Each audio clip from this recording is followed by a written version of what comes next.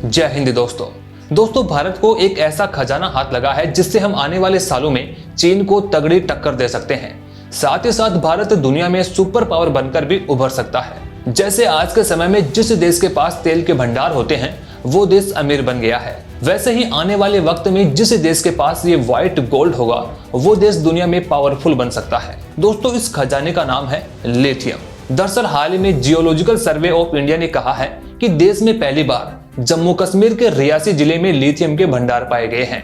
और ये कोई छोटा मोटा भंडार नहीं है, बल्कि पूरे 5.9 मिलियन टन यानी 59 लाख टन के भंडार हैं। तो सबसे पहला सवाल ये आता है कि आखिर ये लिथियम होता क्या है और इससे भारत को क्या फायदा होने वाला है। देखो सिंपल शब्दों में समझे तो आज आप जो भी इलेक्ट्रिक गैजेट्स यूज कर रहे हैं, चाहे आपका मोबाइल हो, ब्लूटूथ हो, लैपटॉप हो, टॉर्च हो, कैमरा हो, ई रिक्शा हो, यानी हर वो चीज जिनमें चार्जेबल बैटरी लगाई जाती है वो बैटरी इसी लिथियम से बनती है। ये इतना सॉफ्ट होता है कि इसे चाकू से काटा जा सकता है और हल्का तो इतना कि पानी में तैरने लगता है। हल्का होने के साथ ही साथ ये कम जगह में ज्यादा एनर्जी को स्टोर कर लेता है। लिथियम की इसी खूबी की वजह से आज हर इलेक्ट्रिक आइटम में इसका यूज होने लगा है। यानी लिथियम आयन बैटरी ने हमारी जिंदगी को एकदम आसान बना दिया है। अब ये तो आप सभी जानते हैं कि दुनिया इस समय फ्यूल एनर्जी से ग्रीन और रीन्यूएबल एनर्जी की ओर शिफ्ट हो रही है। आज एयरक्राफ्ट से लेकर wind turbine, solar panel, electric vehicle आदि चीजों में लिथियम का उपयोग बढ़ रहा है। सभी देश इलेक्ट्रिक गाड़ियों की ओर शिफ्ट हो रहे हैं। अब इन इलेक्ट्रिक गाड़ियों में जो बैटरी लगाई जाती है वो भी इसी लिथियम से बनाई जाती है और इसी कारण आज हर देश लिथियम के पीछे पड़ा है। वर्ल्ड बैंक की रिपोर्ट कहती है कि लिथियम की डिमांड दुनिया भर में 2050 तक 500% तक बढ़ जाएगी। अब समस्या यही है कि इसके भंडार हर देश के पास उपलब्ध नहीं है। दुनिया में इस समय सबसे ज्यादा 54% लिथियम के भंडार बोलिविया, चिली और अर्जेंटीना के पास है। इन तीन देशों को मिलाकर लिथियम ट्रायंगल कहा जाता है। बोलिविया में 210 लाख टन, चिली में 93 लाख टन, इसके बाद ऑस्ट्रेलिया में 63 लाख टन, अर्जेंटीना में 27 लाख टन और चीन के पास 20 लाख टन भंडार लिथियम के हैं। लेकिन अब भारत को 59 लाख टन भंडार मिल गया है। तो अब हम इस लिस्ट में 4th नंबर पर आ सकते हैं। दोस्तों इंटरनेशनल मार्केट में 1 टन लिथियम की कीमत 57 लाख रुपए के आसपास है। अब इस तरह हम कैलकुलेशन लगाएं तो भारत के लिथियम की कीमत लगभग 34 लाख करोड़ रुपए हो सकती है। दूसरी बात कि भारत को जो लिथियम मिला है उसकी डेंसिटी भी ज्यादा है, यानी इसे ज्यादा मात्रा में निकाला जा सकेगा। और तीसरी बात कि इसकी क्वालिटी अच्छी ग्रेड की है। नॉर्मल लिथियम की क्वालिटी 220 ppm यानी कि पार्ट्स पर मिलियन होती है, लेकिन भारत को मिलने वाली लिथियम की क्वालिटी 500 ppm से ज्यादा ग्रेड की है। दोस्तों भारत को यह लिथियम मिलने से सबसे ज्यादा परेशान हो रहा है चाइना। अब उसकी मोनोपोली को भारत से टक्कर मिलने वाली है। भले ही दोस्तों लिथियम के भंडार अर्जेंटीना, ऑस्ट्रेलिया और चिली जैसे देशों के पास हो, लेकिन लिथियम के मार्केट पर कब्जा जमाने वाला एकमात्र देश है चाइना। अब वो कैसे, चलिए चैप्टर 2 में समझते हैं। लिथियम मार्केट पर चाइना की मोनोपोली। दोस्तों लिथियम का भंडार मिलने से ही लिथियम आयन बैटरी का प्रोडक्शन नहीं होता है। जैसे खदानों में से कच्चा तेल निकाला जाता है, फिर उसको रिफाइनिंग करके यूज में लिया जाता है, वैसे ही लिथियम भी कच्ची फॉर्म में मिलता है। इसका प्रोडक्शन और रिफाइनिंग करना एक बहुत ही जटिल काम माना जाता है और इसके लिए बहुत ही एडवांस टेक्नोलॉजी की जरूरत पड़ती है। अब इन देशों के पास भले ही लिथियम के भंडार हो, लेकिन उसको प्रोसेसिंग करने की टेक्नोलॉजी नहीं है, पैसा नहीं है और स्किल्ड लेबर भी नहीं है। वहीं दूसरी ओर चीन के पास पैसा भी है, टेक्नोलॉजी भी है और सस्ती स्किल्ड लेबर तो है ही। आज चाइना लिथियम के मार्केट को इसलिए कंट्रोल करता है क्योंकि उसने शुरू से ही 5 जरूरी पॉइंट्स पर फोकस किया। पहला, प्रोडक्शन। चाइना के पास बाकी देशों के जैसे लिथियम के कोई बड़े बड़े भंडार नहीं है, लेकिन फिर भी वह दुनिया में सबसे ज्यादा लिथियम को प्रोड्यूस करता है। दूसरा, प्रोसेसिंग।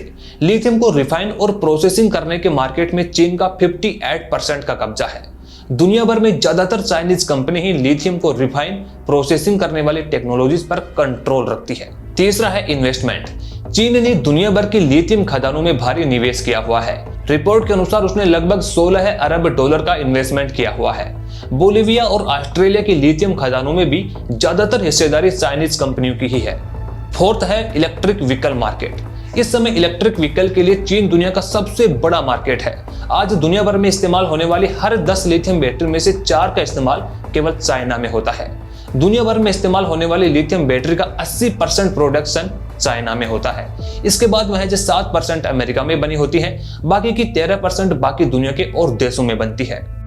दोस्तों 2035 तक दुनिया में आधी गाड़ियां इलेक्ट्रिक कारें होंगी और अब जैसे जैसे इलेक्ट्रिक व्हीकल की मांग बढ़ेगी वैसे वैसे ही लिथियम आयन बैटरी की भी मांग बढ़ेगी और 2030 तक इलेक्ट्रिक कारों का बाजार $800 मिलियन से ज्यादा का होगा।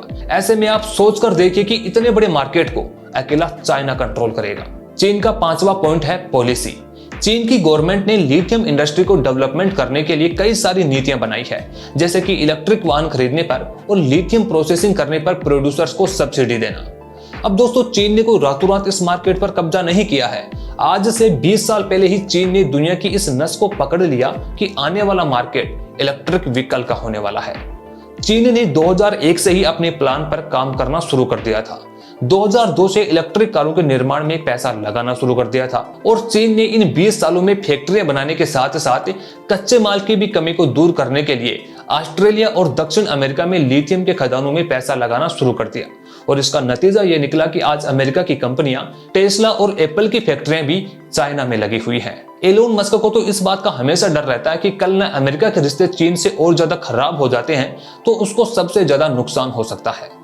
दोस्तों आज से 20 साल पहले ही भारत के पास भी चीन से आगे निकलने का मौका आया था। दरअसल जम्मू कश्मीर में 1990 में ही भूवैज्ञानिक के शर्मा और एस.सी. उपल ने रियासी जिले में लिथियम भंडार होने के संकेत दे दिए थे। इसके अलावा 1999 में 67 पेज की एक रिपोर्ट भी बनाई गई थी, लेकिन उस समय मार्केट में लिथियम की मांग बहुत ही कम थी तो सरकार ने भी इसमें कोई ज्यादा दिलचस्पी नहीं दिखाई।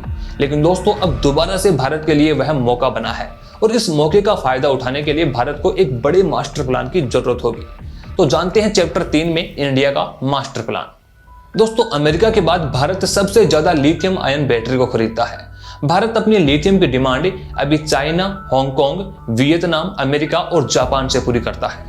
2021-22 में ही भारत ने 1338 करोड़ रुपए लिथियम आयन बैटरी खरीदने पर खर्च कर दिए थे।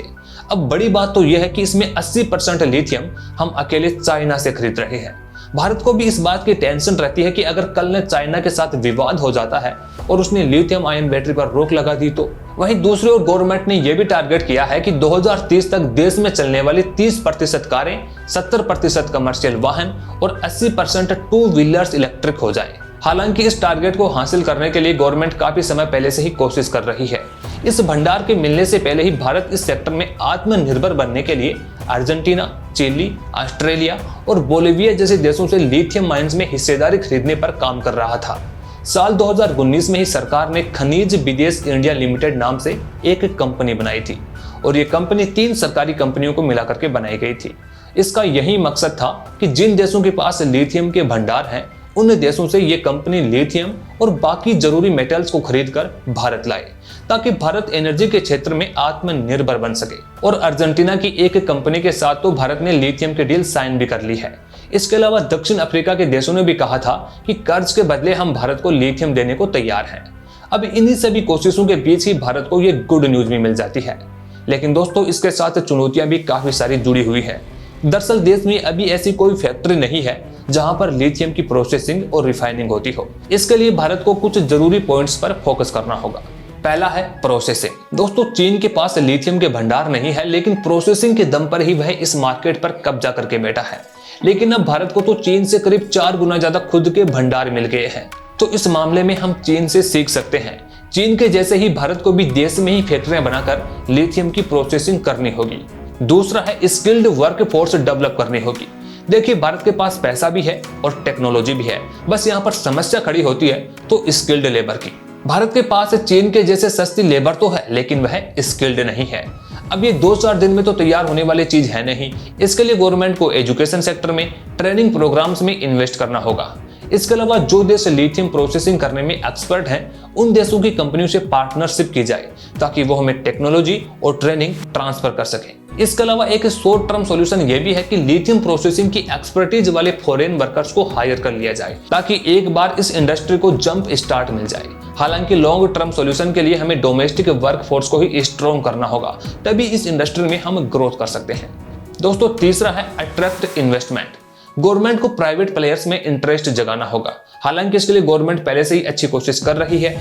कई राज्यों में इलेक्ट्रिक व्हीकल खरीदने पर लोगों को सब्सिडी दी जा रही है। वहीं मैन्युफैक्चरिंग कंपनियों के लिए भी गवर्नमेंट की एक स्कीम है PLI स्कीम, जिसमें गवर्नमेंट की ओर से उनको इंसेंटिव मिल रहा है। और अब तो ताजा बजट में भी गवर्नमेंट ने लिथियम बैटरी के डोमेस्टिक प्रोडक्शन पर कस्टम ड्यूटी को रिमूव कर दिया है। दोस्तों फोर्थ है रिसर्च एंड डेवलपमेंट। दरअसल लिथियम बैटरी की परफॉर्मेंस इंप्रूवमेंट करने के लिए भारत को काफी ज्यादा पैसा लगाना होगा, क्योंकि भारत में इलेक्ट्रिक वाहन राजस्थान के रेगिस्तान में भी चलेंगे तो लद्दाख की ठंड में भी। फिफ्थ है स्ट्रॉन्ग सप्लाई चेन बनानी होगी। देखिए लिथियम इंडस्ट्री को मजबूत बनाने के लिए मजबूत सप्लाई चेन की जरूरत पड़ती है, जिसमें रॉ मटेरियल से कंपोनेंट्स मैन्युफैक्चरिंग जैसी कई चीजें शामिल होती हैं। डोमेस्टिक सप्लाई चेन को मजबूत करने के लिए भारत दूसरे देशों के साथ पार्टनरशिप करके वहां से रॉ मटेरियल प्राप्त कर सकता है। अब दोस्तों भारत को मिले इस लिथियम भंडार के बारे में आपको एक इंपॉर्टेंट बात जानना भी जरूरी हो जाता है। दरअसल जियोलॉजिकल सर्वे ऑफ इंडिया ने अपनी रिसर्च को इन्फर्ड रिसोर्सेज G3 कैटेगरी में रखा है। दरअसल जब भी कोई रिसर्च होती है तो उसे अलग अलग कैटेगरी G1, G2, G3 और G4 में बांटा जाता है। G4 का मतलब हुआ कि धरती के अंदर जांच करके उसके नीचे मिनरल होने की आशंका जताई जाती है। G3 का मतलब हुआ कि यहाँ पर सामान मिलने की श्योरिटी है, यानी कि निश्चित है। उसके बाद G2 लेवल में जनरल एक्सप्लोरेशन होता है और सबसे लास्ट में G1 में पूरा डिटेल एक्सप्लोरेशन होता है, जिसमें बताया जाता है कि यहाँ पर एग्जैक्ट कितना सामान है और कौन सी टेक्नोलॉजी से इसे निकाला जा सकता है। यानी दोस्तों भारत को अभी थोड़ा और इंतजार करना होगा जब तक कि G1 में पूरा डिटेल एक्सप्लोरेशन नहीं हो जाता। लेकिन गवर्नमेंट इसके लिए मास्टर प्लान तैयार करने में पहले से ही जुट गई है। कई रिपोर्ट्स में कहा जा रहा है कि सरकार जल्द ही इसकी नीलामी करने की तैयारी कर रही है। यानी कहीं ना कहीं सरकार को इस लिथियम भंडार के बारे में पूरा भरोसा है। कहा जा रहा है कि सरकार इसकी नीलामी में एक कंडीशन रखने वाली है। कंडीशन ये कि जो कंपनी यहाँ से लिथियम निकालेगी उसे लिथियम की रिफाइनिंग भारत में ही करनी होगी। यानी गवर्नमेंट ने अभी से प्लान करना शुरू कर दिया है कि देश में ही लिथियम की इंडस्ट्री को खड़ा किया जाएगा। अब ऐसा नहीं है कि ये रातों रात हो जाएगा, अभी इसमें 5-10 साल का समय लगेगा, पैसा भी लगेगा, टेक्नोलॉजी भी लगेगी और मेहनत भी लगेगी। लेकिन दोस्तों जब एक बार देश में रिफाइनिंग सिस्टम खड़ा हो गया ना, तो एक नई इंडस्ट्री खड़ी हो जाएगी। इससे देश में रोजगार के भी मौके बनेंगे और भारत इस क्षेत्र में खुद तो आत्मनिर्भर बनेगा ही, साथ ही साथ चीन को भी टक्कर मिलेगी और दुनिया को भी हम लिथियम बैटरी एक्सपोर्ट कर पाएंगे। दोस्तों इस बारे में आप क्या सोचते हैं? क्या भारत आने वाले समय में लिथियम के मार्केट में चीन को टक्कर दे पाएगा? आपके विचार हमें कमेंट बॉक्स में जरूर बताएं। साथ ही ऐसी और वीडियोस देखने के लिए हमारे चैनल को सब्सक्राइब करें।